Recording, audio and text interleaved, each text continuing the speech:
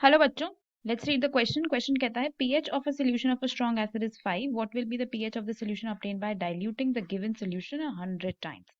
ठीक है, तो अगर इस क्वेश्चन में हम बात करते हैं अबाउट द की कॉन्सेप्ट, तो हमारा की कॉन्सेप्ट यहाँ पे pH ही रहेगा, राइट।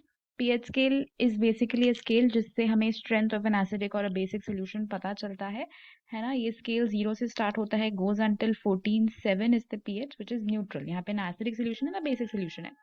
अगर किसी सोल्यूशन का पीएच 7 से कम है तो वो एसिड होता है, 7 से ज्यादा है तो वो बेस होता है। This is the basic concept of pH, right. और अगर हमें पीएच निकालना है किसी सोल्यूशन का तो उसका फॉर्मूला होता है minus log of H plus ion का कॉन्सेंट्रेशन। अब आपको एक स्ट्रॉन्ग एसिड के लिए पीएच दिया हुआ है 5, तो मैं यहाँ से H प्लस आयन का कॉन्सेंट्रेशन निकाल सकती हूँ ना। वो क्या आ जाएगा, 10 की power minus 5 molar. This will be the concentration of H plus. अब आपने क्या कर दिया, इसको डाइल्यूट कर दिया टू 100 टाइम्स।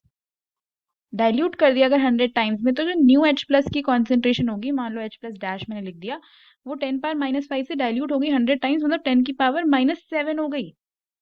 तो अब अगर आप इसका pH निकालोगे डाइल्यूशन के बाद, तो वो माइनस लॉग ऑफ 10 की पावर माइनस 7 आ जाएगा कॉन्सेंट्रेशन में। तो आपका pH क्या हो जाएगा, 7, right. This will become the pH, क्योंकि आपने सबसे पहले जो आपको pH गिवन था उससे कॉन्सेंट्रेशन निकाल ली using the formula of pH।